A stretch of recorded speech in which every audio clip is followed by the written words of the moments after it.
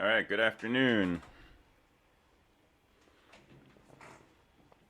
So let's begin with questions on either um, lab 2 or lab 3 or the homework that you just turned in yesterday that I will try to get graded today.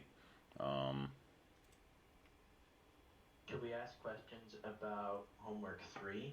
sure, absolutely. Um, I We was haven't we haven't gone over a lot of the material in there, but yeah, go for it. uh, so I was curious about reducing K-maps. How would we go about doing that exactly? Like which question? Like question 6. So I didn't say to do question 6. Oh, okay. Because we're not going to talk about reducing K-maps. But we will talk about reducing truth tables. But I'm not going to go over the part about applying that to K-maps. But the basic idea is, suppose you have a function of three variables a, b, c.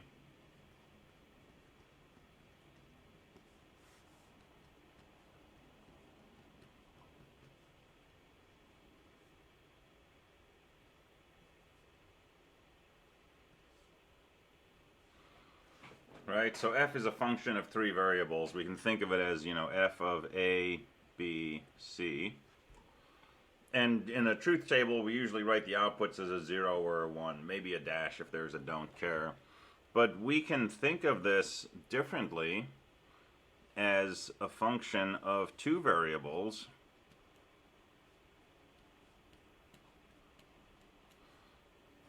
And we can think of f as just depending on those two variables. But instead of just putting in zeros or ones in the output column, we can also put in expressions. In this case, expressions that might involve c. And so to do this, what we do is we break up our input into four sets. And these two rows both correspond to the case where a is a 0 and b is a 0, which is what this first row of this compressed truth table refers to, right? If a is 0 or b is 0, then we're looking at this row.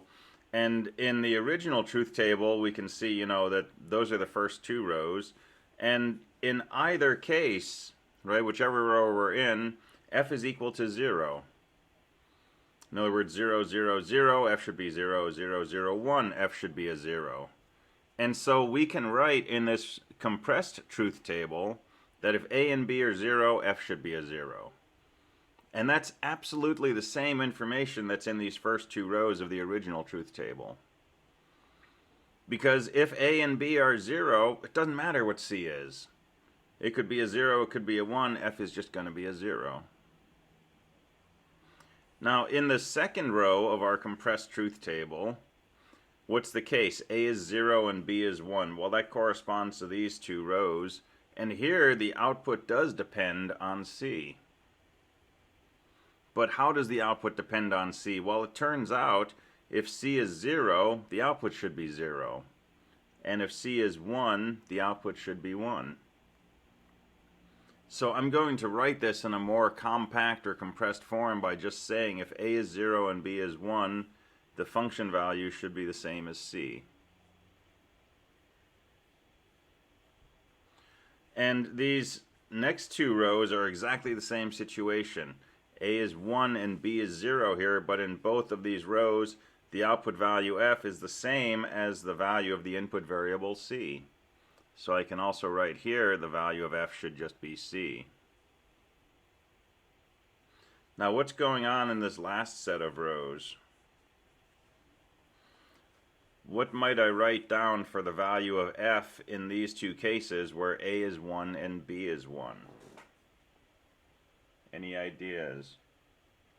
You would also just do C when A is 1 and B is 1? Well, if a is 1 and b is 1, that's close. If a is 1 and b is 1 and c is 0, the function doesn't match C. The function should actually be a 1. So it's not quite C. C inverted. Ah, C inverted. Ah. That works perfectly, right? This is saying if A is 1 and B is 1 and C is 0, F should be 1. Hey, that's correct. If A is 1 and B is 1 and C is 1, this would say F should be 0. Hey, that's correct too. So now we have a smaller truth table. It only has 4 rows instead of 8, but our output is now an expression. And so we say we compressed our function f around the variable c. And we get this compressed truth table. And so sometimes that's useful to do, and in particular if you had, say, 5 input variables, it's hard to make a k-map that works with 5 inputs, but we can do k-maps with 4 inputs, right? So we could compress around one of the variables and get a smaller truth table that looks like it only has 4 inputs, but our values are no longer zeros and ones. They would be expressions involving whatever variable we compressed around. And so you can put those into the k-map, and then you can go ahead and cover rectangles using a different set of formulas, similar but different set of formulas, to come up with a reduced expression. So that's what's going on in these questions where you're compressing. But I think the important part of this is the notion of compressing a truth table. And I'm not worried about using a k-map on that compressed truth table, so I didn't list question 6 in the assignment. But that's the basic idea.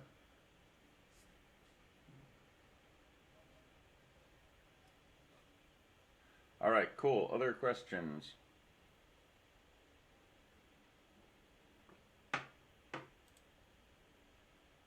Are we gonna get to fuse maps today? Possibly? We will get to fuse maps today. I have my blank fuse map all printed out and ready to go. Oh, it's not blank. Oh well. I have fuse maps ready to go. Yeah, so we will get to those today, hopefully.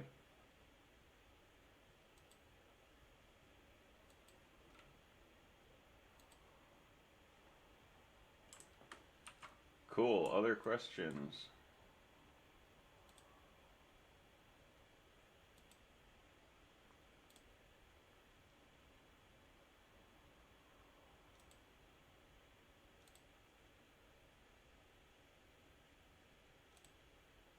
I thought I had a nice blank fuse map, and now I'm not sure.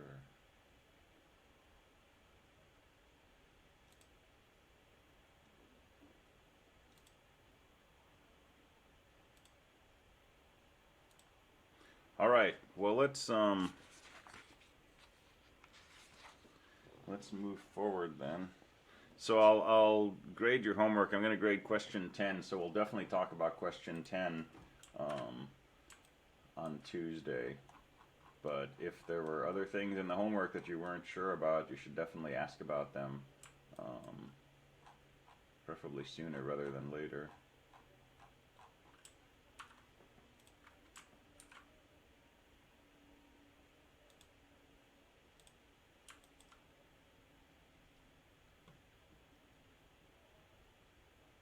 And let me double check what I posted for homework 3. Just so we're on the same page. So homework 3, questions 1 through 3 and 7 through 11. And then I also put some details in on questions 10 and 11 that you'll want to look at to maybe understand better what the questions are asking for. And generally I'll post, I'll either say do all the problems or I'll list specific ones, and I'll usually try to put information in there that I think will help with understanding or doing the question. I have a question. Okay.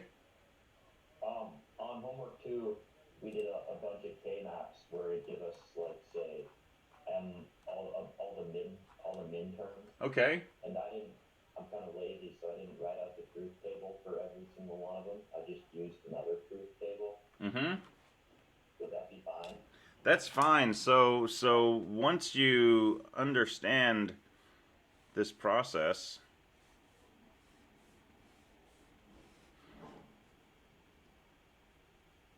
So let's make a K-map template.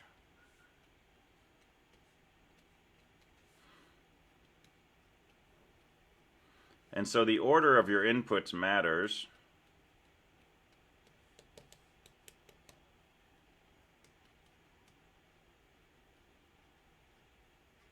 But once you've done this a few times, right, you'll start to notice that if I want to put a 1 right here, right, A is 0, B is 0, C is 0, D is 0, it's going to go right here in this box, right?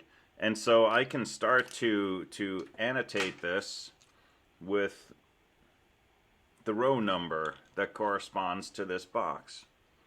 And the second row, row 1, 0, 0, 0, 1, 0, 0, 0, 1, that's going to be right here. And let me do the first few. 0, 0, 1, 0, well, that's going to be A is 0, B is 0, C is 1, D is 0, that's going to go right here.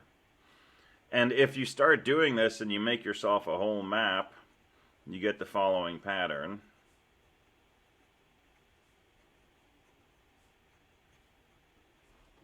So those are the row numbers of your truth table. If you write them in this order, those are the row numbers corresponding to different positions in your K-map. And if you were to write your function f in terms of, a sum of products written as minterms, so say f equals, minterm 7 plus minterm 6 plus minterm 15, without ever doing a truth table, what you can immediately say is, I'm going to have a 1 in, rows 7, 6, and 15. That's going to correspond to a 1 right here, and right here. And so you can circumvent the whole truth table part, and if you know what the minterm expression is for a function, you can write the K-map pretty directly. And then you just can immediately start covering ones, and then you just have to write the product terms and sum them together. So yeah, that's a good shortcut. Yeah, go ahead. I noticed on the K-tables, normally we do everything in binary sequentially, like 1 to 2 to 3 to 4. This is 1 to 2 to 4 to 3, which I found strange. It is strange. Of the placement and the relationship between being able to put a square together from other angles. Yeah, so this is something that's called gray code. It's actually reflective gray code. I'm never sure how to spell gray. It's a different way to count, and the way that we count in sort of traditional binary, write a 0 and a 1. If you want to add a second bit, repeat that pattern, put zeros in the top, ones in the bottoms. If you want to add a third bit, repeat that pattern, put zeros in the top, ones in the bottom. And that gives us our sort of usual way that we count in truth tables, or we count in binary, and so on. Reflective gray code, start off with a 0, 1. That's our 1-bit coding. If you want to add a second bit, repeat that pattern, but reverse it. Flip it over. So 0, 1 becomes a 1, 0. Put zeros in the top, ones on the bottom. And there's the pattern that we're doing in the sides and the top of the K-map. And if we wanted to extend this to a third bit, well, reflect the pattern 1, 0, 1, 1, 0, 1, 0, 0. Put zeros in the top, put ones in the bottom. All right. So why? How big can K-tables get? So this is independent of a K-map. So a K-map, typically 4x4 is the biggest we go by hand. We'd need a 3-dimensional model to go up to additional variables, but a computer can do that. But this is something that's useful outside of K-maps. Now, it works in K-maps partially for the same reason that we use this in general, and we're going to talk about this when we get to state machines, kind of the second half of the course.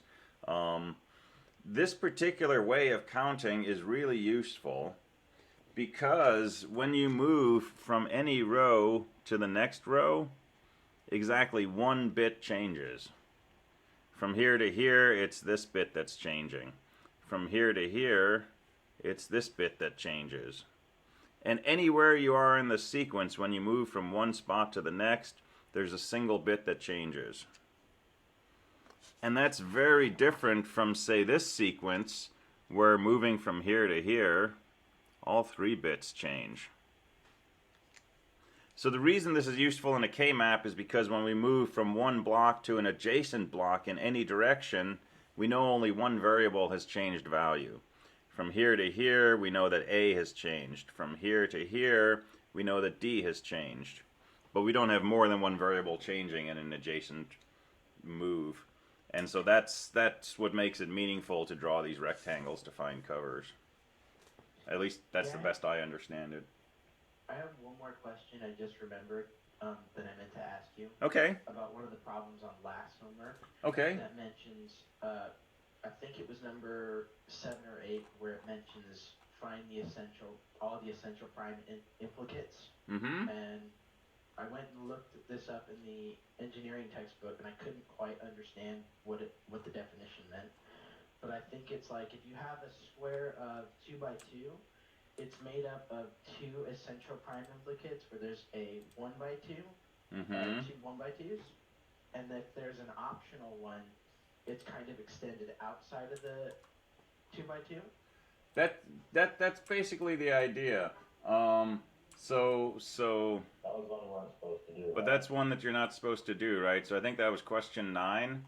Write all the essential for good practice, prime implicants. Okay, yeah. So we haven't talked about that. And if you want to go over it in office hours or lab hours, right, we can talk about it. But it's another thing about K-maps that I think takes us a little far afield from what I want to focus on. Okay. So, but yeah, it's basically like finding sort of the essential building blocks that you use to put together the larger expressions. Okay. But definitely come by office hours or lab hours if you want to know more about it, and we can dig into it.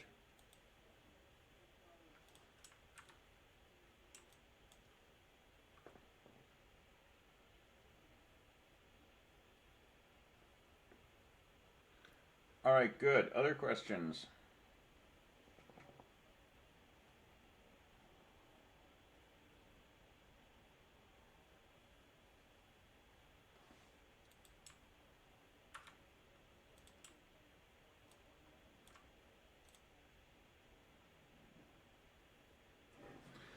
All right. Well, let's move forward then.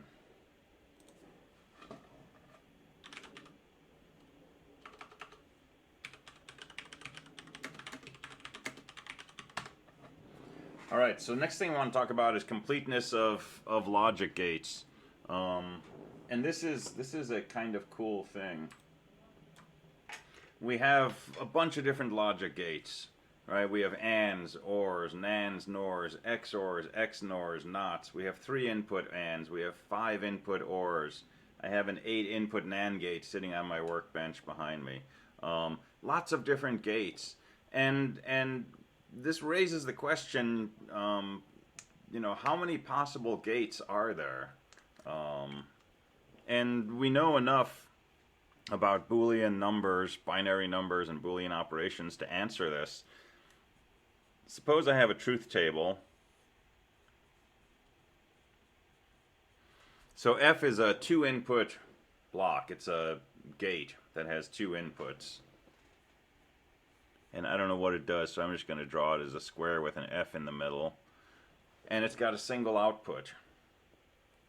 The whole behavior of this device can be described by the truth table.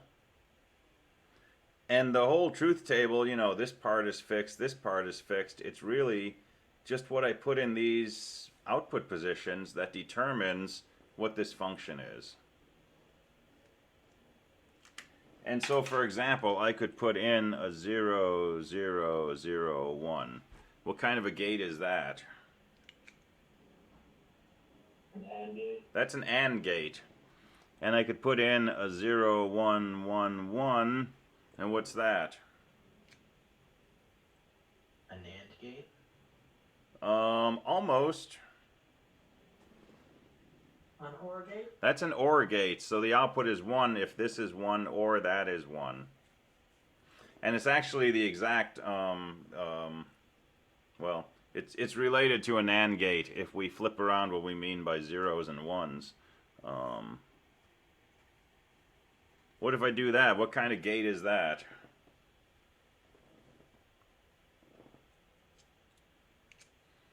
That's what I call the nope gate. It just always says nope, nope, nope, right? Anything that you put into it, the output is always 0. It's basically a connection to ground, but it's still a valid truth table, right? And the other side, you know, this is the yup gate. Always says yup, yup. So it always outputs a 1. But how many different ways can we fill in this truth table? How many different combinations of 1s and 0s could we put in here?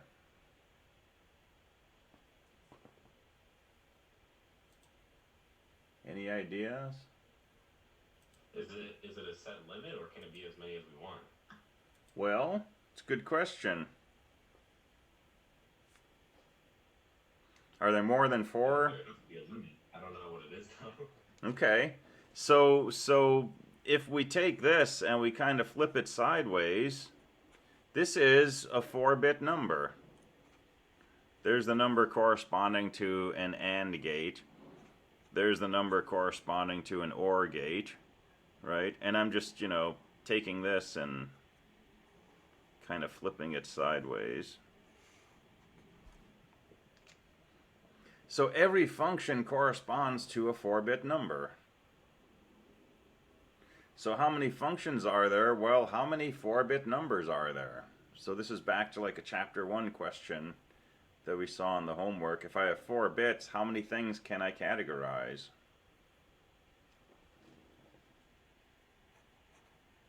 So 4 bits, number of combinations.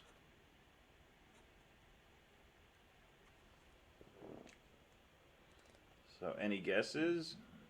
16. Excellent guess. Was that a guess or did you know? I know. Okay, so how do you know? 2 to the power of 4 is 16. There you go, 2 to the power of 4. So if we had 5 bits, number of combinations, 2 to the 5th, which is 32. All right, so 4 bits, there's 16 different ways we can write 1s and 0s, which means there are 16 different 2-input gates.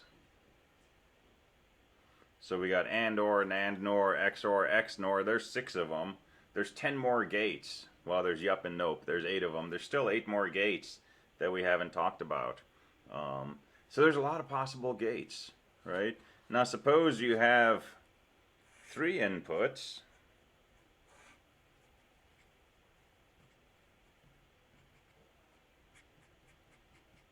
That gives us a total of 8 rows in our truth table to fill in.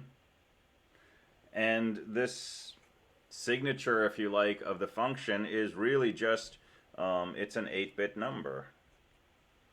And how many 8-bit numbers are there? 2 to the 8th, which is 256. So there's 256 different gates with 3 inputs.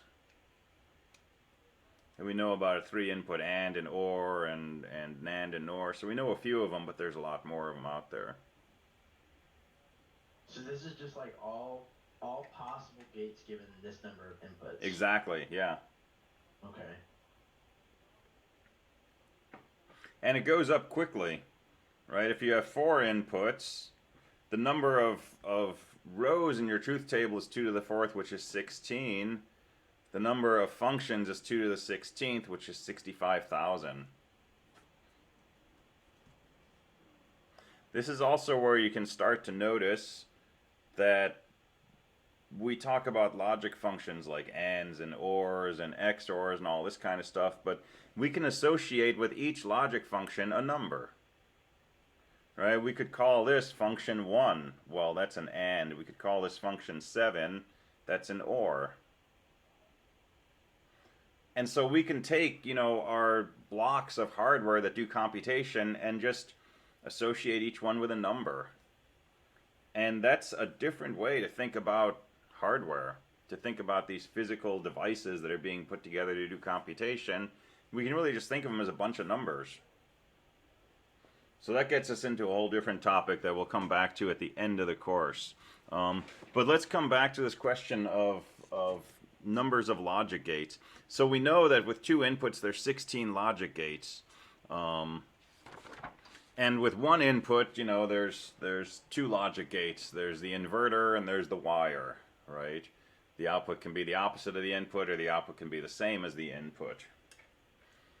But we also know that we can get gates out of other gates. For example, I can take 2 inputs and put it through an AND gate, and then put that through an inverter, and that is exactly the same function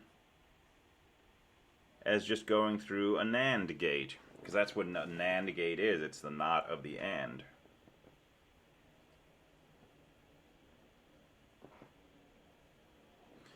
We also know about this thing called De Morgan's theorem,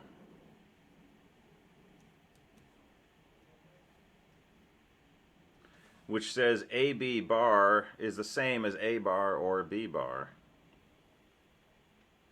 So this is a NAND gate, right? There's A and B, and there's AB bar. But this is also the same as taking A, putting it through an inverter, taking B, putting it through an inverter, and then putting those through an OR gate.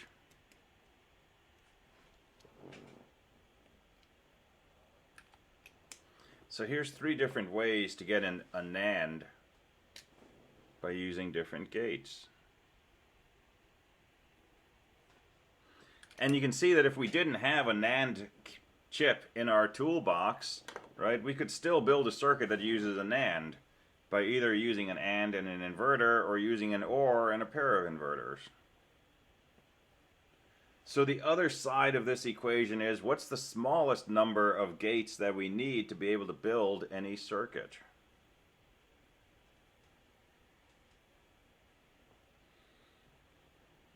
Or put differently, if you were going to buy, you know, a bunch of chips in bulk, and the more you buy, the cheaper they are, what's the smallest variety of chips that you would need to put in your parts kit so that you could build any circuit? In this example, or just a random? In general, for like any circuit that you might ever need to build out of logic gates, right? You would first need to know how many inputs you have for the function, and then that'll tell you how many possible gate functions you can have. Okay. For those inputs. That's a good point. Let's think about functions with 2 inputs. Because for at least most of these functions, like if we want a 3 input AND, that's this. We know since ANDs are associative, this is also the same as this, which means we can take A and B and AND those, and then take the output of that and AND it with C. And we're going to find that in most cases, if we have 2 input devices available, we can build up the behavior of devices with more than 2 inputs. So let's simplify the question. Sorry, say again? Can't you make any logical statement using NAND gates? So you could like make any other logical statement using NAND gates? Yes. So this is a profound observation, right? So if we have a NAND gate, right, we can do A NANDed with B. Can you make an inverter out of a NAND gate? Yes. So how will we do that? Yeah. So let's look at the truth table. Right, that's the truth table for a NAND. And if you look at 2 rows in particular, this row and that row, in these 2 rows, A and B are the same, and the output is always the opposite of those inputs. And that suggests that if I take a single number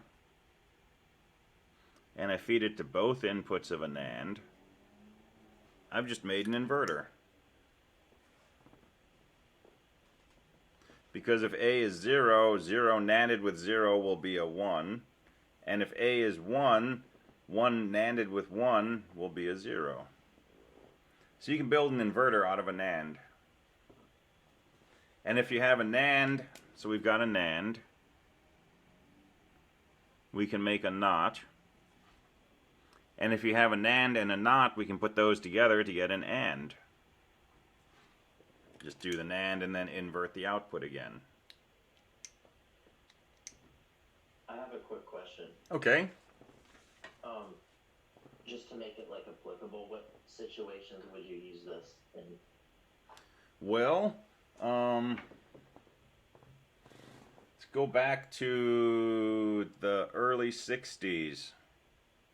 And President of the United States announced to the world that we were going to go to the moon. And we were going to send people there and we were going to bring them back safely. And we had no idea how to do this. We had barely left the surface of the Earth and gotten, outside where airplanes would go, so outside the atmosphere, right? But we're going to go to the moon and bring someone back from there.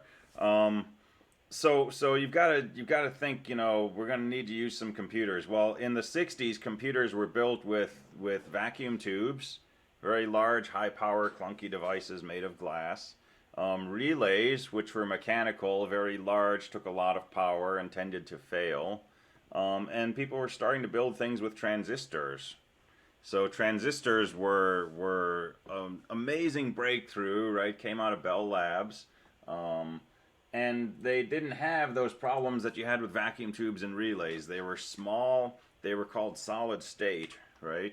They took a lot less power. They could handle vibration and shock and so on and so forth. And noise. And noise. So this was, forward progress.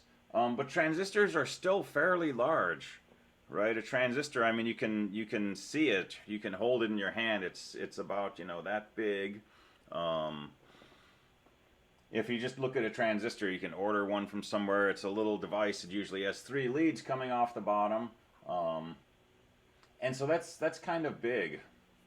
So when NASA was deciding, how are we going to make the instrumentation for this craft? How are we going to build the computer to do the guidance and so on? They made a bold decision. They decided to embrace a new technology that was just developed a few years earlier, which was the idea of integrating multiple circuits onto one piece of silicon, so creating an integrated circuit. Okay, this was done in the late 50s, and so they wanted to make integrated circuit versions of logic gates. And the question is, what gates should we make? We're going to need some AND gates and some inverters and some NOR gates and things like that, right? But every one of these had to be designed, had to be built, had to be thoroughly tested, because this was going to be, operating under extreme conditions, and people's lives were going to depend on these devices not failing. And, we can walk into the collaboratorium in the STEM building and open up a Tupperware tub and pull out, a bunch of these chips and use them, right? That wasn't the case in the 60s, right? These things were experimental. And so Lincoln Labs at MIT was contracted to build the integrated circuits that would implement the logic gates for the guidance system computer.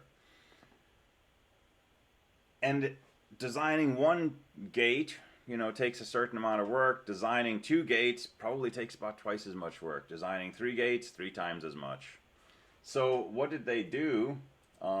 They took the design of the guidance computer and they built it using 1 gate, NOR gates. And if you look at the schematics for the AGC, the Apollo Guidance Computer, every gate on there is a NOR gate. And I think they were all 3 input NOR gates. And, you know, this is just acting as an inverter, right? But, you know, you got a NOR gate, that's what you go ahead and use. And you can pull down these schematics, and it's just NOR gate, NOR gate, NOR gate. So that's a real world example of where this universal completeness of the NOR gate was actually used. And it turns out NORs and NANDs are both universally complete. So we were developing, you know, other functions using a NAND, but we can do exactly the same thing with a NOR. Because if you have a NOR, you can make an inverter. Put those together, you get an OR. And if you have an OR and an inverter, you can use De Morgan's theorem to get a NAND, and you can invert that and get an AND. And if you're starting off with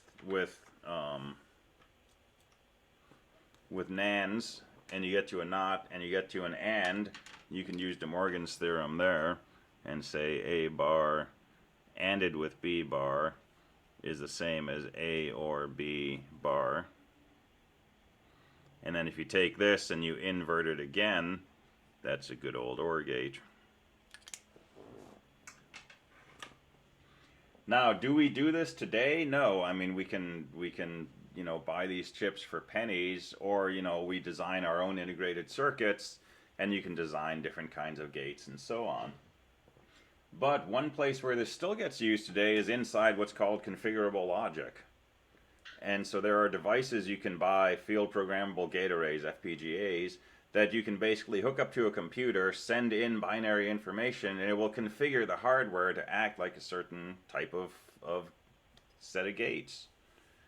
And inside the logic of those, there may be a small subset of gates that can be implemented, and your software, you tell it, okay, here's the truth table or the equation I want to implement, and it figures out how to use those subset of gates inside the device to implement your function. And it may be doing something very similar to this, where it's you know, it needs a NAND, but it's got an OR, so it uses De Morgan's and synthesizes the function like that. So I have a question. So my grandpa used to be an electrical engineer, and he told me that you could make any kind of computer out of a NAND and an OR gate, which is kind of what we're seeing here, right? Yeah, yeah. But in modern day, it wouldn't necessarily be the best idea, because that means you have to use more gates, right? That's you correct. Essentially eliminate some of that with the need of NOT, ORs. Exactly. Right? Right. And generally, we want to reduce the number of devices, because more devices means more power, more failure points, more complexity, larger size, and so on and so forth. And in the case of the Apollo guidance computer, right, there was a cost-benefit analysis done, and they decided that it was worth, you know, the additional complexity of, you know, building up functions out of these one type of building block, that was justified by the savings in overall cost and increased reliability and so on. But yeah, in general, that would not be what we would do. But you can do it, and people have done this. You can go online, you can find a NAND computer, which is a computer made out of just NAND gates, right? Just because someone wanted to see if they could do it. It's also a topic that will probably come back into relevance sometime in the next, I don't know, quarter of a century, as we start to move towards things like, you know, quantum computing and nanotechnology. Chances are that when we start to develop, you know, a true quantum gate, we'll probably get one gate working first. And, you know, the time to develop a second gate may be significant, but if you develop one quantum gate and it's a NAND gate or a NOR gate, you can start using that to build up, you know, larger scale circuits. Same with nanoscale technology. If you can build an atomic scale logic gate that's either a NAND or a NOR, you can use that, and, you know, if it's a millionth the size of a transistor today or a logic gate today, right, you end up using 3 times as many, it's still a, you know, 1/3 of a million X savings. So we may see this coming back into relevance in the next quarter century or so.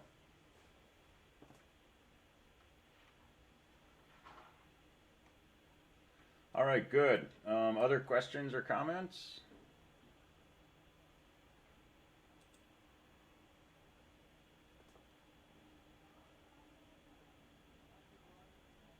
Oh, cool. Someone posted a link to the NAND game. Yeah, check that out. That looks cool.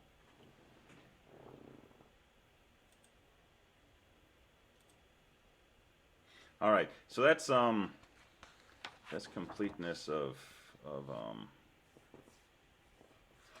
logic gates. So there's some questions in the homework that have you take a equation and rewrite it in terms of NANDs or NORs, and so you can get some practice doing that.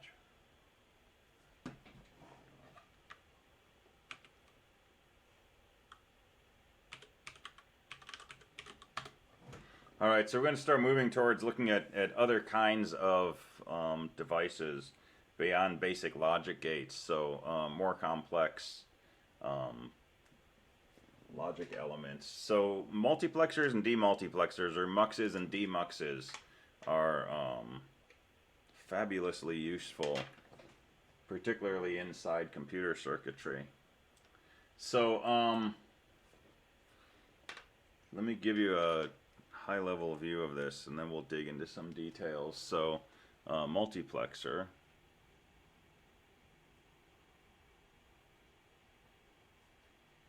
Or just a mux. Roughly speaking, this goes from many to one inputs. So our basic block looks like this. You might have two inputs. Let me call them input 0 and input 1. And you have a select bit. And you have an output. And what this device does is it chooses one of these inputs to copy to the output. It will either make output a copy of I0 or it'll make it a copy of I1. And which one gets copied? Is it going to just decide internally? It's going to basically connect I0 or I1 to out. And the decision is based on the selection. So if selection equals 0, your device looks like this. I0 is basically connected to the output, and whatever value you put on here appears on the output. And if I change this from a 0 to a 1, the output will change from a 0 to a 1. And if I drop this back to 0, the output will drop to 0. And input 1 is completely ignored, has no effect on anything.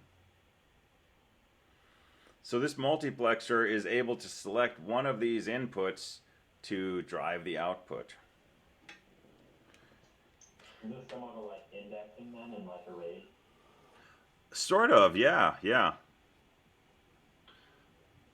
Wouldn't it just be easier to just link a cord across and not bother with it at all?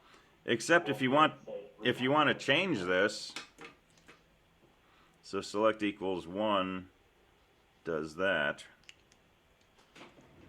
And you may want to change what it's doing over time. So here's this little board that I built. I got this top piece stuck on it. All right, here's this board that I built.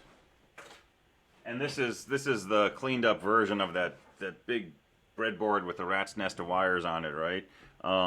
And it's a little microcomputer, and it's got a USB port in the back, and you can plug a cable into there and hook it up to a terminal, and you can talk to this and feed in commands and so on and so forth. You can also connect to this wirelessly, and there's a little Wi-Fi adapter up here. There's a little antenna on there, right? So the processor inside here is generating information that should go either to the USB port or to this Wi-Fi adapter. Well, how do you decide which one to go to? Well, I'm using a multiplexer. And I can choose which one is active by flipping this switch. And if this switch is over here, it's generating a logic 0, and it's saying, let's take what the processor's generating and send it to the USB port. And if you flip it over here, that makes a logic 1, and it says, let's take the processor output, send it to the Wi-Fi. And there's a multiplexer on the back of this, and basically, the select line is driven by this switch, and input 0 comes from one source, and input 1 comes from the other. How did you build that board? What did you use to build it with? A lot of stuff. So there's software for doing CAD work. So I use software called Eagle to design this board, and then you send that design somewhere.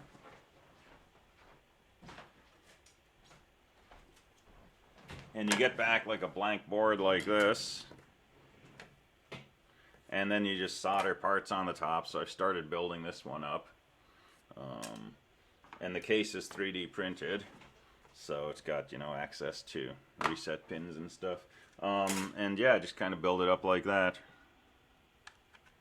Very cool. How many So things in a way, can is these this? mux? Sorry. How many things can these mux? Have? So this is a 2-input mux, right? It picks 2 inputs and sends that to an output. But they make 4 input devices, they make 8 input, 16 input, and so on and so forth. If you're... This is like the hardware equivalent of a switch statement. Exactly, yeah. Yeah, I was just about to ask that. And these things are actually called switches sometimes. They basically let you, you know, build a circuit with fixed, you know, soldered devices and connections and so on and so forth, but then change this wiring by just setting in a logic level. Right? If I pull this up to 5 volts, all of a sudden this line is connected to that output. And this happens all the time inside computers, for example. And here's a good example. Let's say we have an arithmetic and logic unit. Okay, so something that can add and subtract and do logical operations and so on. And you know, this is our CPU. And so as you write a program, there's different things that need to be added together. And sometimes, you know, there's some memory out here, and that may have a value that you want to add to something. Or there may be, you know, a set of registers inside your CPU that are holding different values, and maybe sometimes you want to add, you know, the value of a register. And so the input to the ALU is fed by a multiplexer. And the input to that multiplexer is, you know, the memory and the different register values and maybe some other things and so on. And some part of your circuit will put a pattern on these select lines. And if you want to add, you know, a value from memory, we could set these lines so that this input from memory gets sent to the output. And if you want to add from, you know, whatever this is over here, you change the value on the select line, and now this goes into the ALU. So it's kind of a runtime movable switch. It's a switch we can control just by adjusting logic levels on an input. These are also sometimes called steering networks. You can take a collection of these and you can basically route things through your system from different sources to different destinations.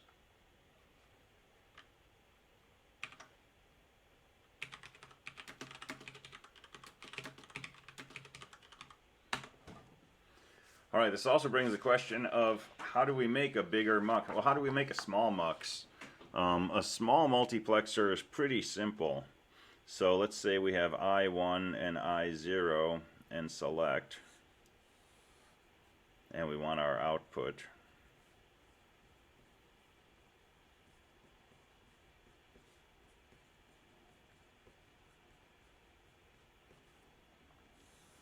All right, if our select is 0, our output should match input 0. Select is 0, this should be a 0. Select is 0, this should be a 1. Select is 0, that's a 0. Select is 0, that should be a 1. And if our select is 1, our output should match our I1 input. So those are 0s and those are 1s. And this is a really nice K-map. You're going to have lots of 1s that compress against each other. These two will compress, and those two will compress, and so on. So this is you know, out equals some function of your inputs, and it's not a bad circuit to build. Now, if we wanted to have 4 inputs, right? So a slightly bigger mux would look like this, with input 0, 1, 2, and 3. And now we have to choose one of 4 inputs. So we have 2 select lines, S1 and S0. And here's our output, which I'll just call X. Well, that's going to be a bigger truth table. So a total of... Do you not just have one select bit for 4, or do you always have to have, like... Well, if we have one select bit, I could say, you know, 0 means this line and 1 means that line, but then how would I select any of these lines? So this is back to the number of things you can represent with n bits. I need to specify to this circuit one of 4 possibilities. And a single bit will only let me specify one of 2 possibilities. So I need a second bit so I can choose one of these 4. Does that make sense? Yes. Okay.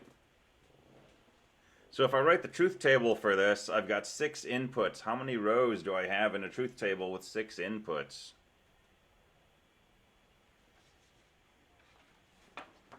$64? Yeah, 2 to the 6th, 64. That's a big truth table. And you can buy, you know, for a few pennies, a 16 input multiplexer. So 16 inputs, which looks something like, you know, I15, I14, I13, I1, I0. 16 inputs, how many select bits do we need to choose one of 16? 8? Not quite 8. So to choose 16, so 2 bits, let us choose one of 4. Yeah, 3 bits will let us choose one of 8. 4 bits will let us choose one of 16. And this is another power of 2 thing.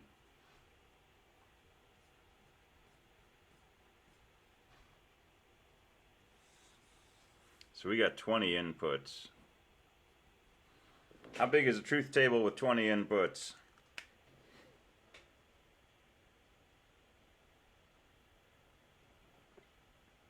It's big, right?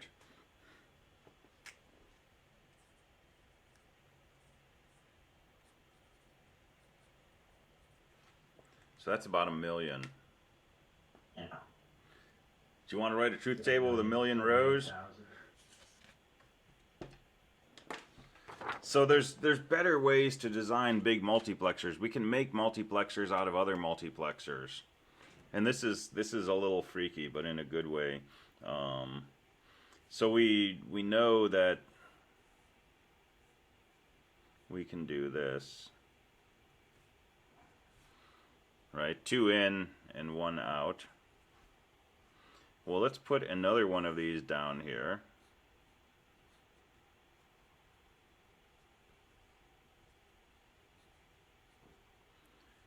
And let's connect these 2 select lines together.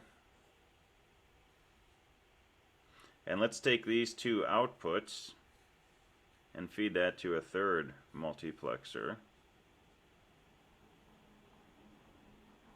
And that's got a select and it's got an output. And now I'm going to put a box around all of this. We're going to do this kind of thing a lot in here too. We're going to make big boxes out of little boxes.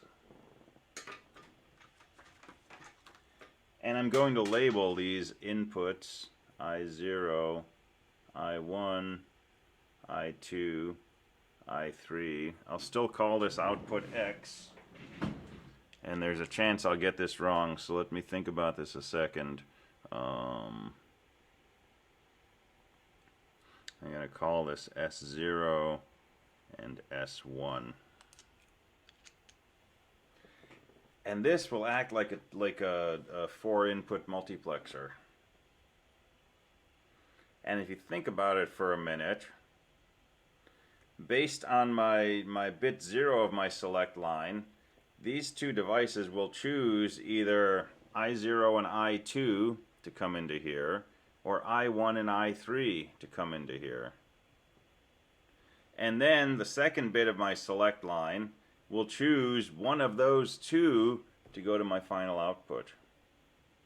And so by adjusting these two, I can either route I0 out through here and out through that, or I1 out through here and then out through that second mux, or I2 through the first into here and out through the second, or I3 through the first and out through the second.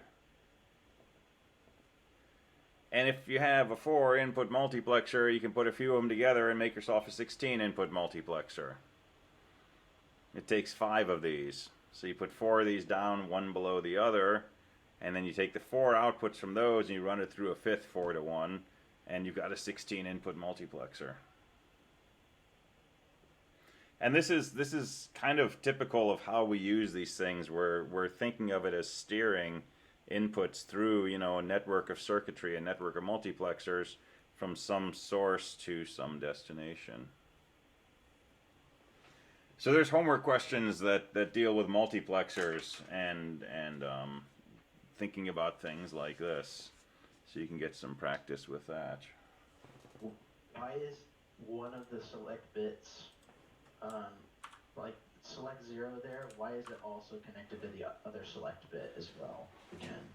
Well, the short answer is because it makes it work, but that's never a satisfying answer. Because basically let me see if I have my picture of, yeah, it's on the flip side. My goal is, right, if S0 is so let me make a compressed truth table.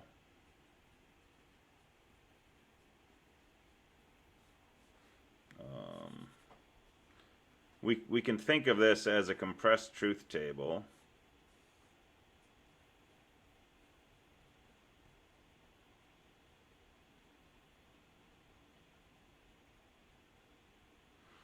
Where the output, you know, if S1 and S0 are 0, the output should be I0.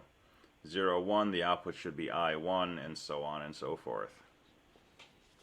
This is the entire multiplexer, right? Yeah, this is the entire 4-input multiplexer. Okay. And we've technically compressed it around these inputs, but we're just kind of thinking of it as logically, right? If S0 and S1 are 0, the output should be whatever I0 is. If they're both 1, the output should be whatever I3 is. So if we look at the truth table like this, you can see that if S0 is a 0, our output's going to be either I0 or I2. We don't know which just by looking at S0, but we know it's going to be one of these. So the first half of this circuit, the left side, is, in that case, if S0 is a 0, it's sending I0 here and I2 here. It's making that first initial selection. And if S0 was a 1, it would put I1 and I3 over here, because if S0 is a 1, we want either I1 or I3. So it sort of selects, you know, the two possibilities, and then the second muxer chooses which one of those two actually goes through to the output. So it's kind of like a filter. Okay. Yeah, it's kind of like a filter. If you're going computer science, we'll code up a high-low game in 224. This is playing high-low. It's also converting things into binary, which is really what you do when you play high-low. And we'll come back to this kind of thing again and again and again in computer science in a lot of different forms that are all actually kind of doing the same process. So it's a good one to be thinking about.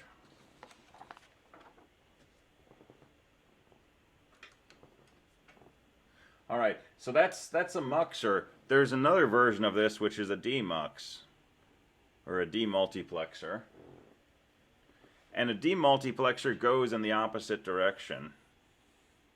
It basically has a single input, and if it's a 1 to 2, it'll choose which output to send this input to. So if our select line is 0, my input will go to this output. If my select line is 1, my input will go to that output. And so a truth table might be something like this.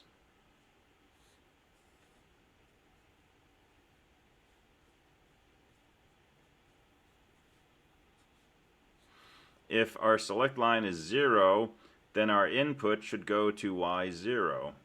So S is 0, our output should go there. S is 0, our input 1 should go there.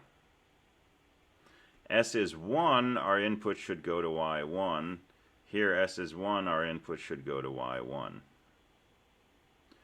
And you have to define what should these output values be if they're not connected to the input. And so I'm just going to say these are going to be zeros if they're not connected. But when you work with a physical device, the data sheet will tell you what's connected to what and what the output is when it's not connected. And we'll look at a data sheet for some demultiplexers. But what's the effect of this, right? I can have a single input and I can choose to send it either here or here. Sending it to different registers. Sending it to different registers. So if we go back to this idea of, you know, here's a circuit and we're doing some kind of operations and here's your answer. Well, should we load that into a register? Should we write it out to memory? Should we load it into whatever this thing was? Well, we could use a demultiplexer. So we could put that into a demux and have something else that's selecting where that should go, and it might go into here, or it might go into there, or it might go into the memory.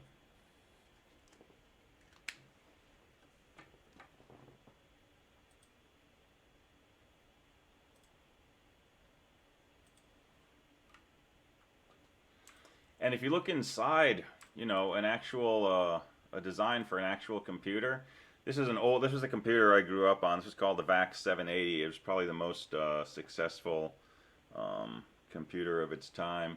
And this is called the data path. This is the heart of the CPU, and it's just a whole bunch of multiplexers and demultiplexers. Right? So these are things that take, you know, 2 possible inputs and choose where to send it. This takes 2 inputs and sends one of them to the accumulator and logic unit, the ALU. And it's really just a matter of steering information around all of this hardware. And this machine, you could code it in assembly language or machine language, but there was actually a level below it. It's what's called a microcoded machine. And the microcode are these 96-bit wide instructions that really just set the select inputs on each of these muxes. To say, hey, you know, let's take the input from over here and send it to the output here. And so on and so forth. And by just moving data around in the right way, you can implement the behaviors that you want from your whole machine language instruction set. And then using machine language, you can implement, you know, programs written in C and so on and so forth in your operating system, and that's kind of how computers work. And back to FPGAs, which I mentioned, where you have this physical device that you can configure with software, those are primarily networks of multiplexers and demultiplexers. So much of computing is all about moving data around. Right, we have a CPU, we have a memory, we have registers, we have an I/O adapter, we have, you know, a floating point unit. It's all about what do you move around, and where do you put it, and where do you move it when it's done. And that's kind of like, you know, the secret life of computers. So I have a quick question. Sure. So, do multiplexers and demultiplexers, do they work in tandem with logic gates, or are multiplexers, or is like the mux and demux like completely separate in terms of like let's say in a computer, would there be a logic and a demux and a mux, or would there be just a demux and a mux? So there's a few levels to that question actually. So these things are built out of logic gates, right? At least abstractly, they're probably built directly out of transistors, but you know we can describe them with logic gates. But they can also work in tandem with each other and with other logic gates. One way that they work in tandem is, let's say that we have a number of sources over here.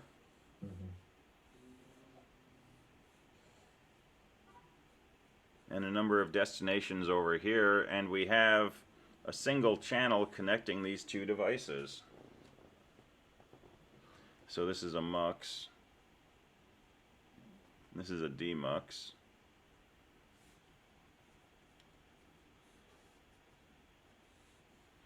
And in these drawings, sometimes you'll see a little diagonal line with a 2 next to it. It means there's actually 2 lines here. But to keep things simple, we're only drawing 1 line. So what does this do if this is like, you know, input 0, 1, 2, 3, and this is output y0, y1, y2, y3? Well, I can connect, you know, input 2 to output 2 by just setting my select line to be 1, 0. And now I can modulate this line and see the effect of that over here. And if I want to transmit from line 0, I can set my select to 0, 0, and now modulating this line modulates that output. And this, you know, could be a transoceanic cable.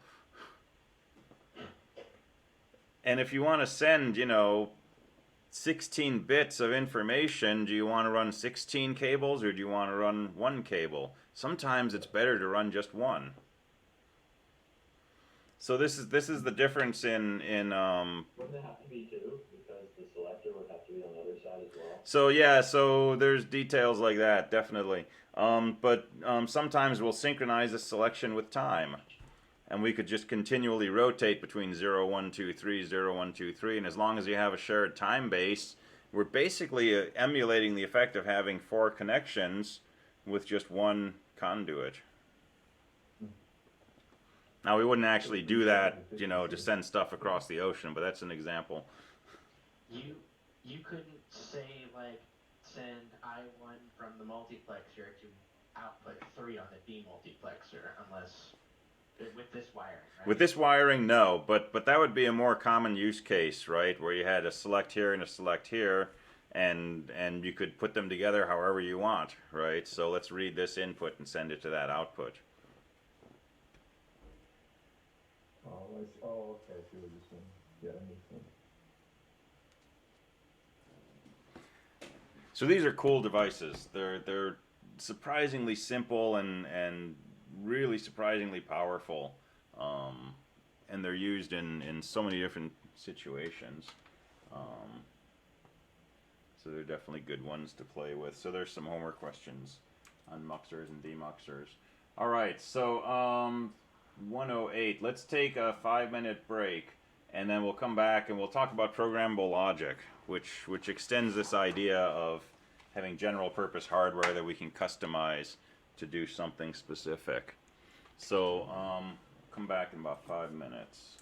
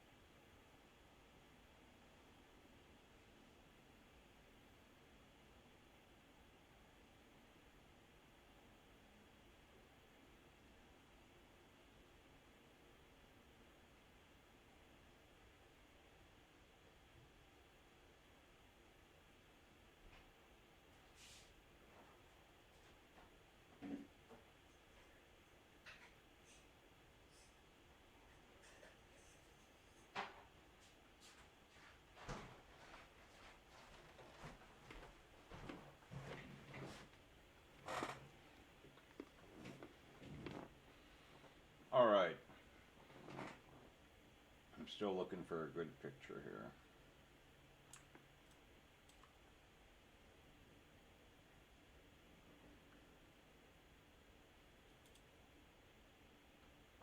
Give me a second.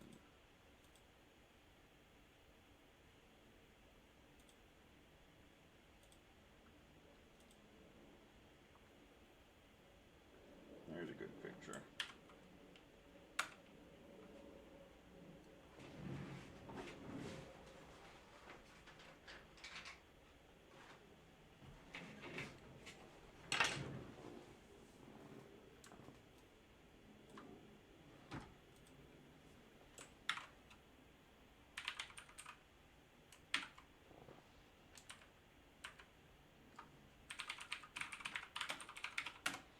All right, let's talk about programmable logic. So,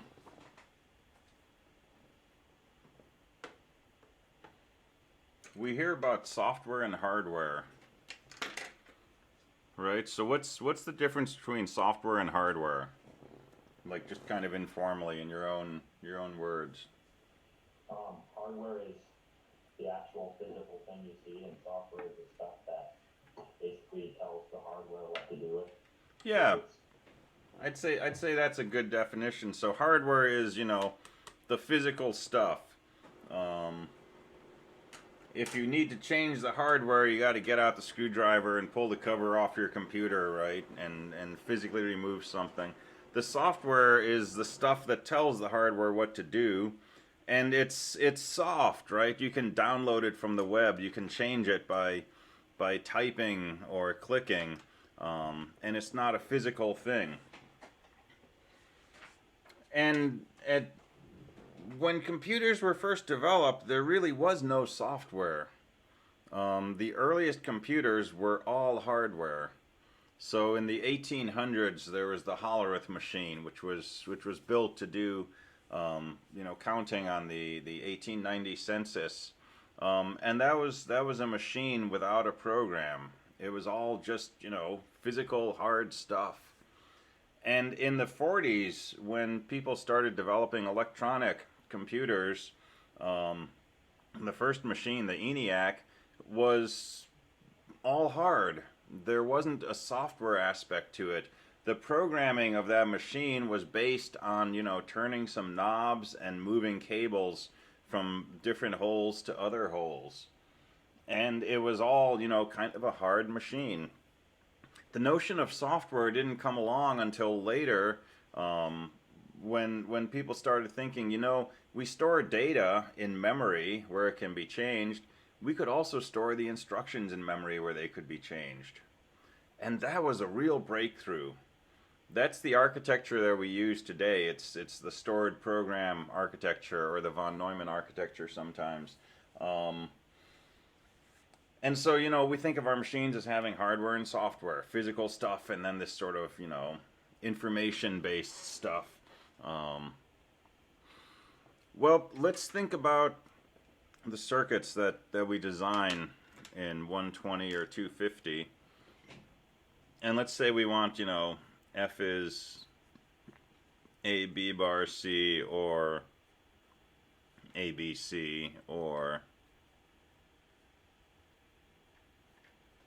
that, right? So we talked early on about a way to sketch this circuit without too many wires crossing each other needlessly, and the idea was to draw something like this.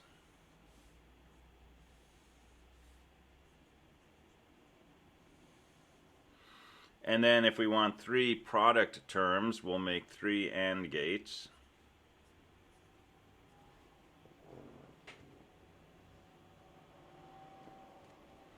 And we said let's go ahead and make a connection to A and B bar and C. And then over on this one, let's connect up to A and B and C.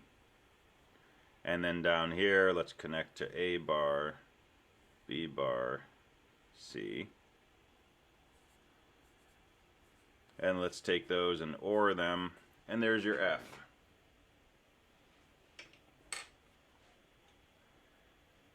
And if it turns out that, you actually wanted A, B, C bar, well, all you got to do is this middle term, instead of connecting to C, connect to C bar. Bingo, it's a new circuit.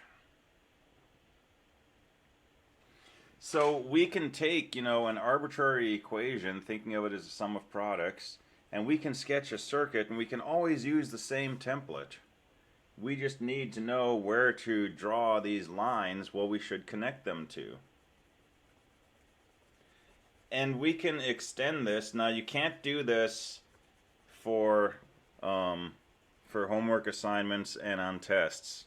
Okay, this is a shortcut, but you're not allowed to use it if I ask you to draw a circuit diagram. I don't want you to do this. But for the sake of developing this idea, imagine instead that we just drew 3 lines from each of these all the way across.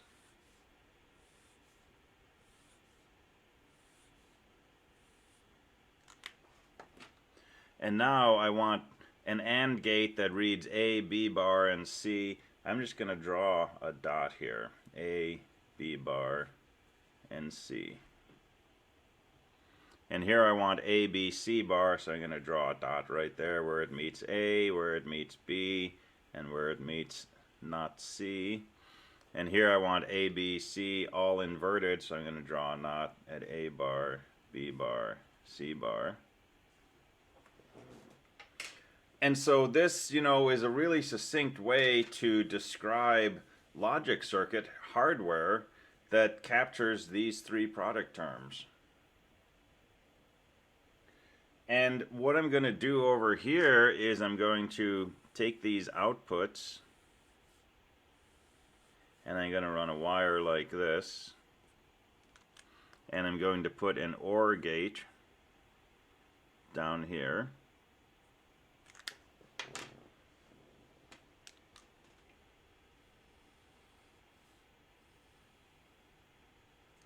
And I'm going to say I want my OR inputs to be this, and this, and this. This would be a fuse this is a fuse map, yeah, exactly. Okay. All right, so here's a simpler version of this where, if I had this part that I did in ink and I just made a copy of it and I wanted to sketch, a circuit diagram for some equation, I just draw in a bunch of dots, right?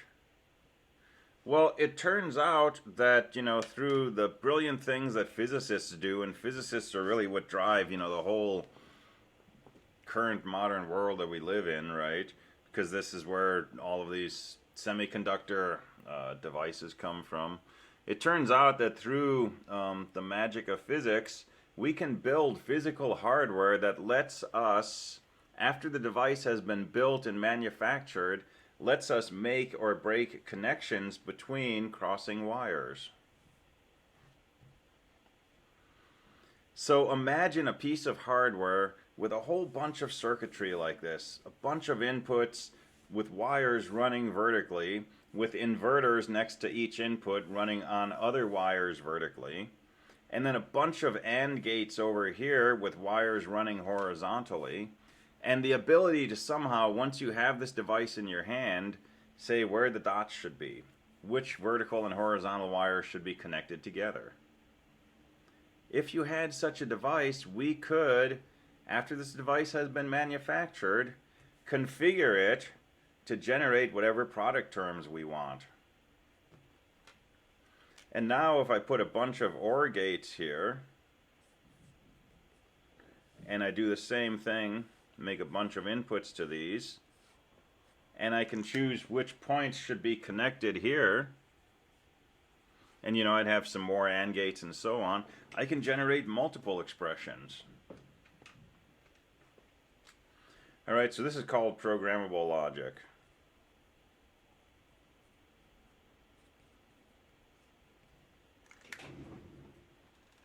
Something is burning somewhere.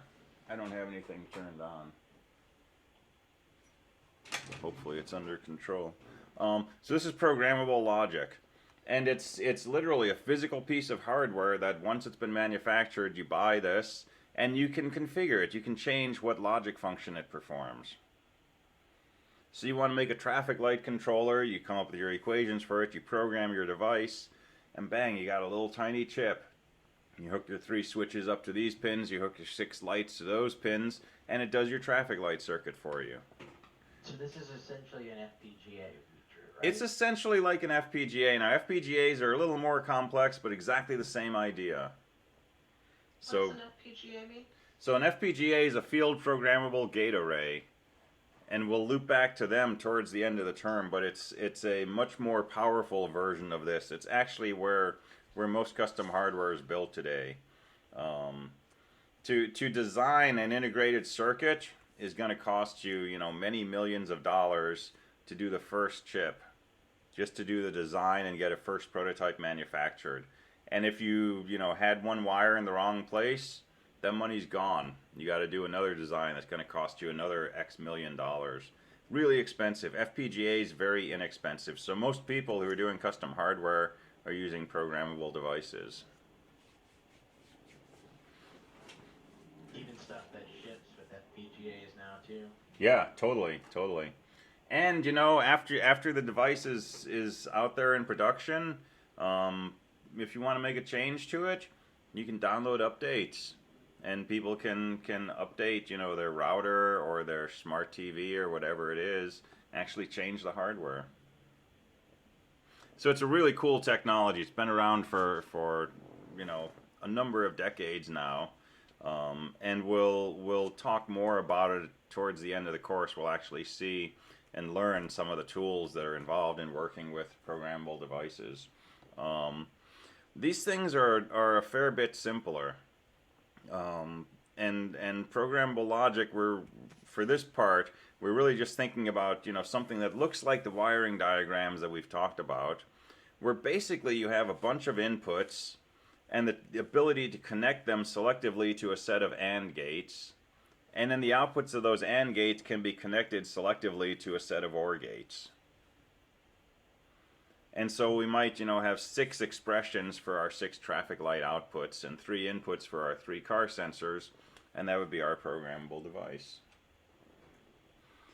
So we can break these up into 2 sort of main pieces. This piece on the left is called the AND plane, because it's where we control the inputs to the AND gates. And this part over here, big surprise, we call it the OR plane, because that's where we set up the inputs to the OR gates.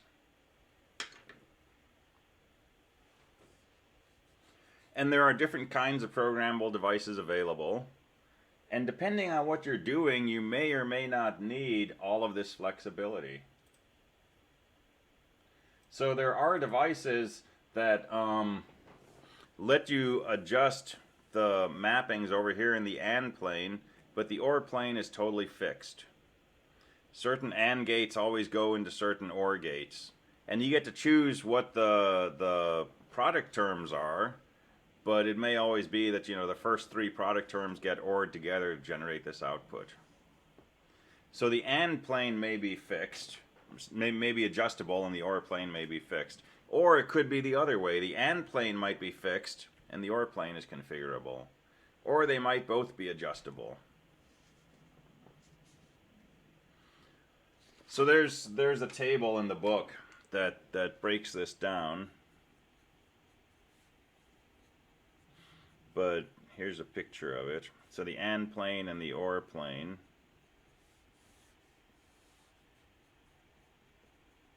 And these just have different names. So if the AND plane is fixed and the OR plane is programmable, that's called a prom. If the AND plane is programmable, that part on the left, and the OR plane is fixed, that's called a PAL, programmable array logic. And if they're both programmable, that's called a PLA. Not the most insightful names, but there's a copy of this in the textbook, and honestly, anytime I teach this, I always have to look it up to see which of these is which. So, but, you know, different ways that you would use these, right? So this is the most general configuration. And so if you buy one of these devices, you get a fuse map with it. And the fuse map looks something like this. And this is definitely not what you want to do when you're drawing a circuit diagram on an exam or a homework or something like that, right? Unless it says, you know, fill in the fuse map, and I'll give you a copy of this and you'll add dots to it. But don't do this for other circuit diagrams, okay? But this is an abbreviated version of this, and it uses the following abbreviations. Instead of taking A and running it into the input of an inverter and taking the output, we just draw a triangle, and we have two outputs. And we have one coming out here on the side, that's the same as the input, and then we have one coming out of a bubble, that's the complement of the input. Okay? This is not a valid logic symbol. Don't ever put that in a schematic diagram. It's only for fuse maps, and it's a way to represent this little piece of logic up here, where your input can either come out true or inverted. Okay, this is not a valid logic symbol. A one input AND gate doesn't make any sense. It's an abbreviation. In this case, we have we have 8 things that could be connected to this, right? So this is a multi-input AND gate, but if we want to represent connections with certain inputs or inverted inputs, we just draw dots there. Right? And we don't really need to have 3 lines in this picture because I'm only going to have 1 dot per line, right? So I could implement this function on this fuse map by saying I'm going to use inputs A, B, and C, and my output down here is going to be F. And I want A, B bar, C. So on this AND gate, I'm going to put a dot at A, B bar, and C. And that's going to feed one of the inputs to my OR gate. My second product term is A, B, C bar. So I'm going to go A, B, C bar, and that'll feed my second input. And my third product term is A bar, B bar, C bar, so I'll connect those. And that'll be my third product term. There's my fuse map for F. And maybe I want a second term. Maybe I also want to say G equals AB or CD. So I can call this output G. And I need a product term for AB, so I'll skip a space here just for clarity. So I'll put a dot with AB. And so this is the product term AB. And then I'll put a dot under C and D. So this is the product term CD. I can't put those there. This is the product term AB, so I'll put a dot there. This is the product term CD, I'll put a dot there. And these dots say I want my OR gate to take the OR of AB with CD. There's G. So all the complexity of this and additional, logic for doing this function G and so on gets reduced to just a few dots, right? These are basically, do we want a connection here or not? So this is a fuse map. And there's a couple of homework questions where you're asked to draw a fuse map for certain functions that you want to realize. And so you want to sketch something like this, and then fill in the dots accordingly. So questions so far on that?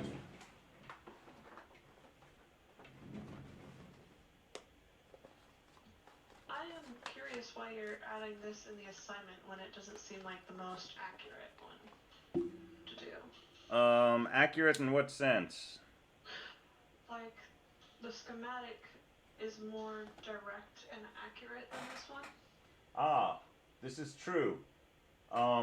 But if you were working with a programmable device, right, you would not be writing a schematic. You'd be making a fuse map.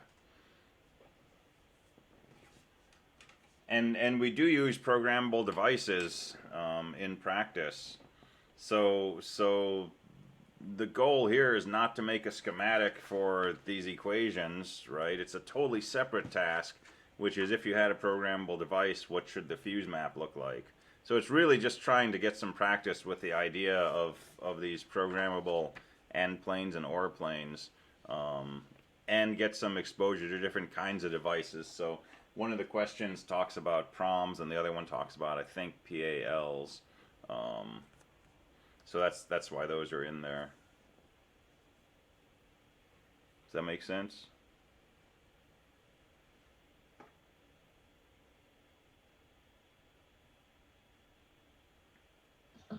Yes, it does. Okay, cool. So why is it called a fuse map? What's a fuse?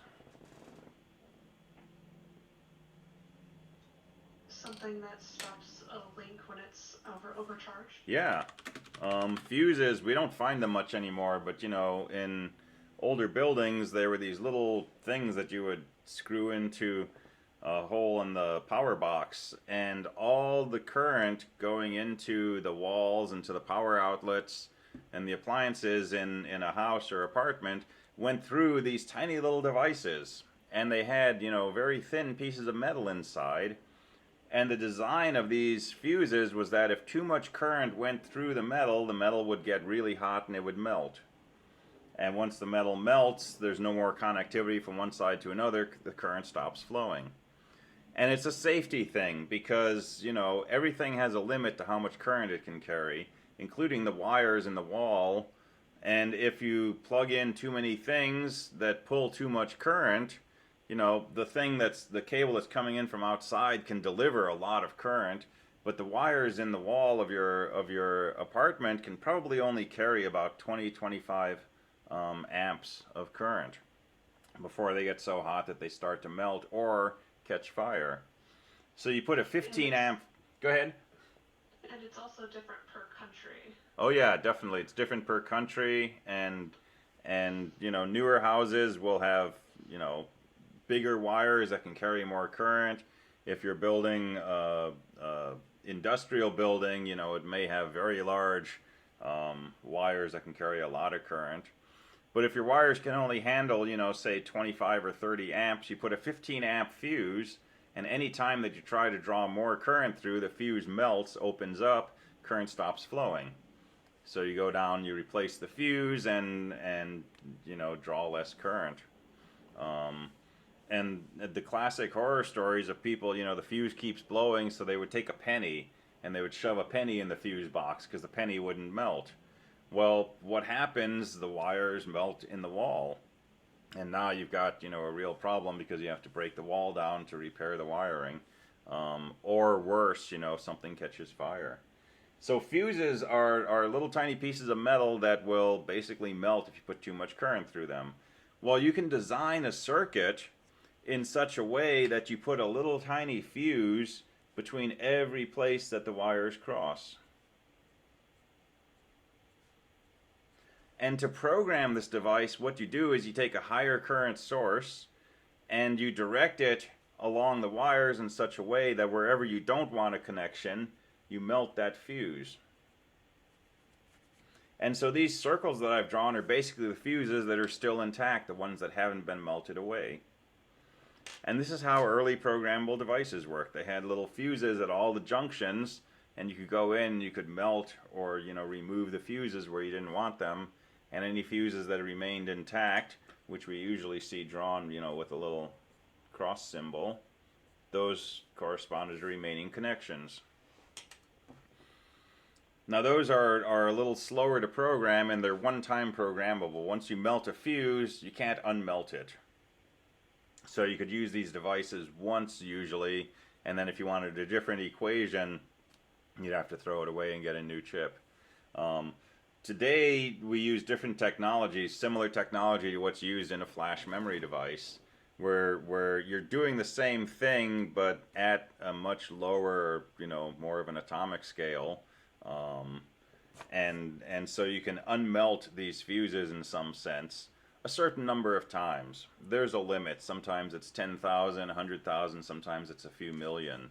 But it's just like a flash drive. You can only write different values to a flash drive so many times before it loses the ability to store information. And it's basically because you're injecting particles into something and you're damaging a substrate.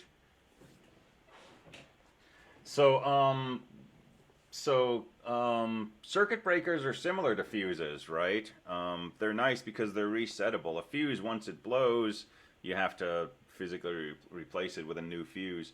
A circuit breaker is, a spring-loaded mechanism that if too much current goes through the device, basically the spring releases, the thing that's holding the lever releases, and it moves under the pressure of a spring, for example, and that physically breaks the circuit. And then if you push it back up, it will catch again and complete the circuit, but if too much current goes through, then that thing that's holding it will release and it will open up again. And so that's a little bit analogous actually to how a flash device works versus a fuse map, except breakers you can trip and reset indefinitely. So the devices that you yeah, you're welcome. The devices that you can buy today that do this and programmable gate arrays and so on, they don't use fuses anymore, but we still call them fuse maps, right? And it's still a useful model for how these things are being programmed. I have a quick question. Yeah. So like back in the older days of computers, wouldn't you be able to like program certain chips? Like you could burn an EEPROM or something. Mm-hmm. Is that basically how it worked where there was, I don't know if there were fuses, but something broke so that you can only program it once, or? Yeah. So EEPROMs and proms, right? This is the same prom. And this gets into another interesting aspect of thinking about logic. What happens if we fix the AND plane and make the OR plane programmable? So we have a programmable array. Let's say we just have 3 inputs, A, B, C.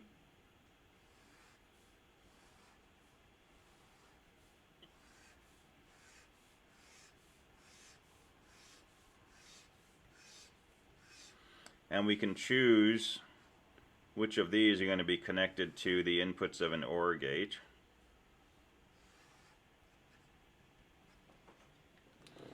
But we're not allowed to change the fusing in this AND plane over here. So I forgot my AND gates. There's my AND gates. We're not allowed to change the connections in that plane. Well, since we might want any possible product term, the way this is usually pre-configured is with all possible combinations of the inputs and the complements of them.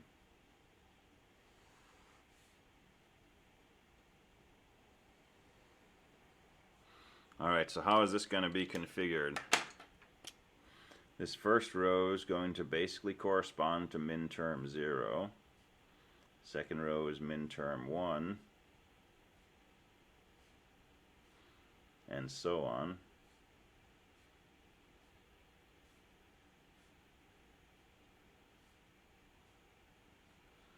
And if you can't see exactly what the dots are doing or what the pattern is, don't worry about it, because the punchline is this is the product term corresponding to minterm 0, 1, 2, 3, and so on.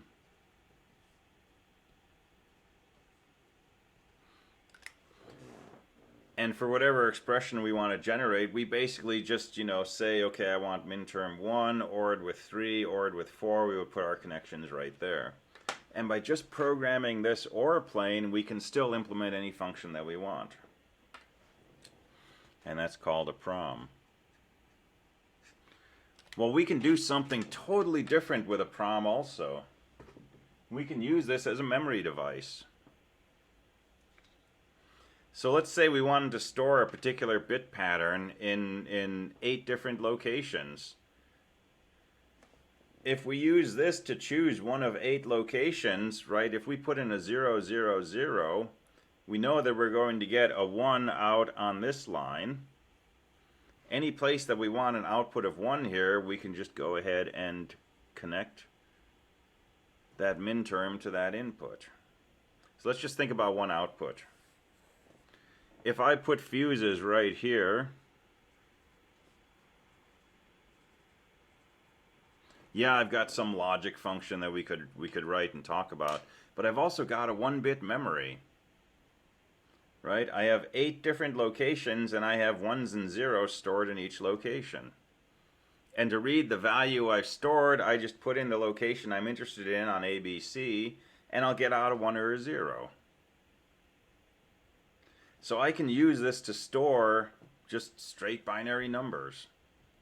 In this case, I've stored a 1-bit number, 11001011, in one of 8 locations. So a prom is actually a programmable read-only memory.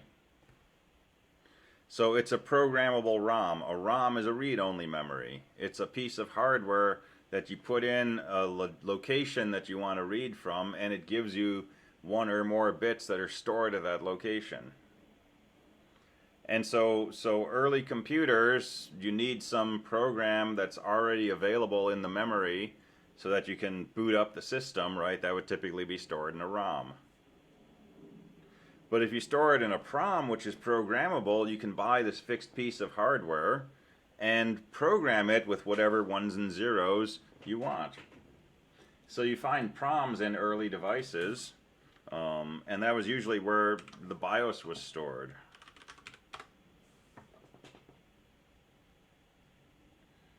All right, so early PROMs looked like this. They had this little window on top, and the deal was you could program these devices, but then by exposing them to ultraviolet light, you could erase them. And so you'd program your chip, and then when you had to change it, you'd get this device. It was like a little tanning booth for chips. And you'd open up a drawer, put the chip in there, close it, turn on the timer for about 20 minutes, and it would blast it with ultraviolet radiation. It would reset all of the fuses in there that you had programmed. And so that was what an EEPROM was. It was an erasable programmable read-only memory. That's why they had Windows. That's why they had Windows, yeah. Cool. And those were little quartz windows. Sometimes you couldn't even see through them, but ultraviolet light would get through. And then technology improved to the point where you could erase these things without having to use ultraviolet light. You could erase them electrically, and so those were electrically erasable PROMs. So EEPROMs, electrically erasable programmable read-only memory. So we get into alphabet soup there.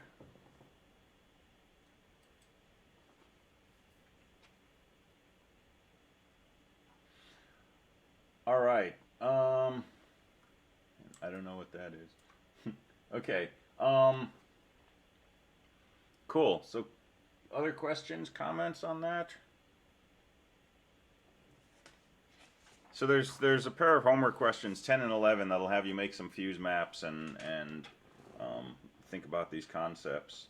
But there's you know a whole world of topics that come from just the idea of programmable logic. And some of it, like I say, we'll come back to at the end of the course.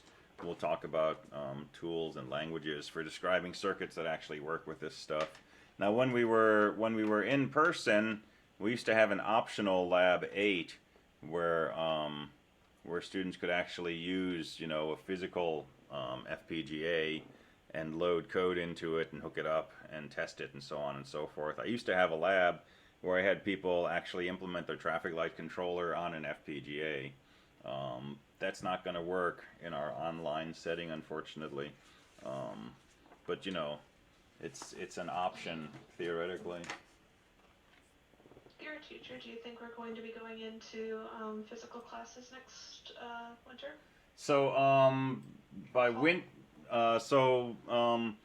the calendar has been the catalog has partially been posted on CTC Link, and if you look in there, you'll see some classes say remote, some say online, some actually list classrooms. So I saw some math courses and some English courses that actually had room numbers in Bauer Hall and JSH and so on. So some classes, the plan is to be back in person, at least to some degree. Now there's going to be social distancing, there's going to be mask requirements, and some of them may, you know, come in at half capacity one day, half capacity another day. I think those details are being worked out, but the plan is that, you know, at least some set of classes they're hoping will be back to face in fall. The computer science courses that I teach, 224 and 215, those are going to be still remote for fall, and the hope is that by winter we'll be moving back to in-person. So you can look on CTC Link, look at the course listings, and I don't know how definitive that is. If it says remote, I don't know if that's guaranteed to be remote or if it might be a placeholder. All I know for sure is that my 200 level CS courses, those are still going to be remote for fall, but then hopefully moving beyond that. And summer is still going to be remote online, so 270 will be through Zoom. Will Clark still offer remote classes even when stuff goes back to normal? It's a good question. I mean, they've always offered some online offerings for some departments, so a lot of math courses have been available both in person and online, sometimes in a hybrid format. Same with some of the humanities, social sciences. Historically, computer science engineering has only been face-to-face. I don't know what's going to happen as we transition back to you know, post-pandemic. There may be a possibility that some of the offerings in CS or EE will continue to be online, but that's going to be, you know, details to be discovered down the road. So I think everything's on the table right now.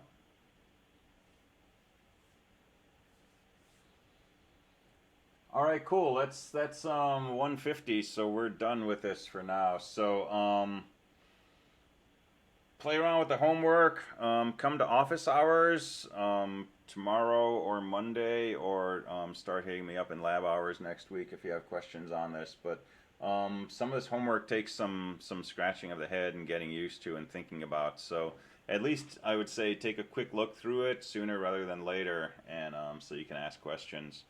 Have a great afternoon, have a good rest of the week, and I will see you next time. Thank you. Thank you. Thank you. Good afternoon. Thank you. Thank you. Thanks. Thank you. Thank you. Have a great day. Thanks, you too.